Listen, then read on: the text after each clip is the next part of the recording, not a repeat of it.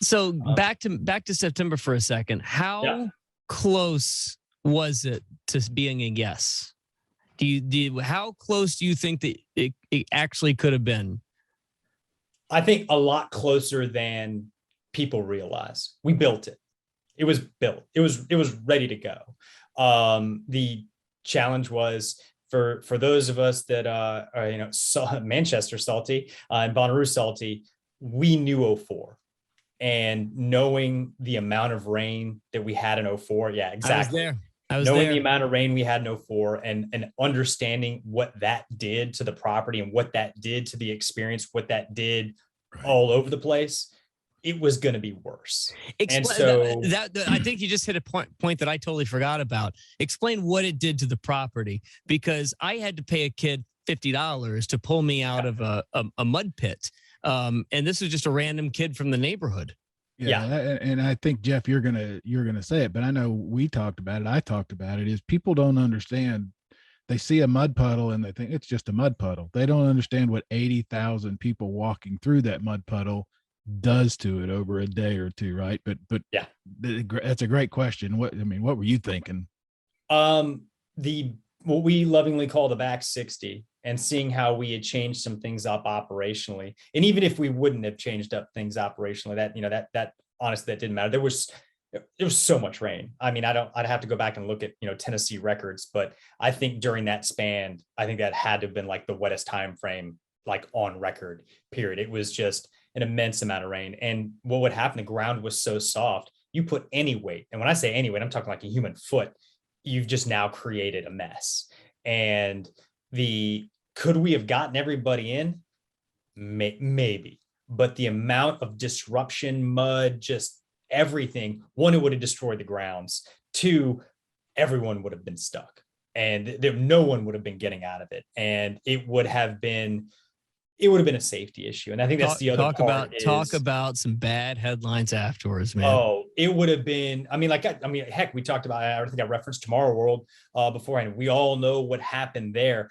I think it would, actually, I know it would have been worse than that. And it's not at a fault. It's Mother Nature.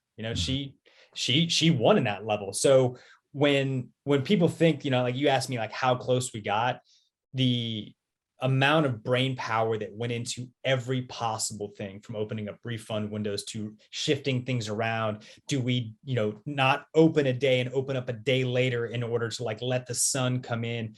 I would say every single plausible and even non-plausible option was put on the table, some executed and done to give us a shot, because no one on that team, even the people who were slogging it out, like actually like getting, just dirty, muddy, gross, wanted to bring it down. When you make a call like that, how many people are in the room batting ideas around? You bring in the brain trust. It's a small group, but it's, you bring in the people who specialize and know certain things, because as it's like a ripple effect. Everything is affected. So like, how does this impact food vendors? Can they get shipments, or, can they get their shipments in to get stuff done? Can we service porta potties? Can we, all of those different operational pieces factor into it. And so you solve one problem, but you have to make sure you didn't just create three more.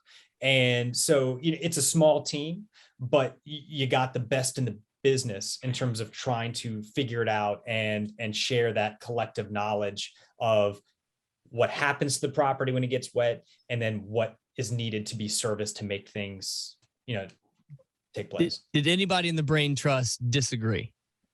No. Okay. Totally unanimous. Totally unanimous. I think there were some that, wanted to try and push it, but it's a safety issue. I mean, it comes down to, you can't do that anymore. Like, I don't think you can take those types of risks anymore. It's not worth it to do it from a standpoint of destroying the brand and what has been built over 20 years. So, could you have ramrodded it in there? Maybe, but then you're potentially killing it for the next 20 years. And is that worth it? And again, I go back to just safety and experience. And if everyone has a crap experience, like, it's just, you weigh that, and it's just not worth it. I think that's where that salty thing comes. I mean, you were there in 2004. Yep. Brad and I were in Louisville, you know, when the Gust NATO or whatever the heck that was came off the river. And, you know, I remember you running down running towards the stage, get everybody out of here. Yep. I'll never forget Sam Smith. Poor Sam Smith comes out and he says, "Hello, Louisville." And then 3 seconds later, "Good night, Louisville." Run.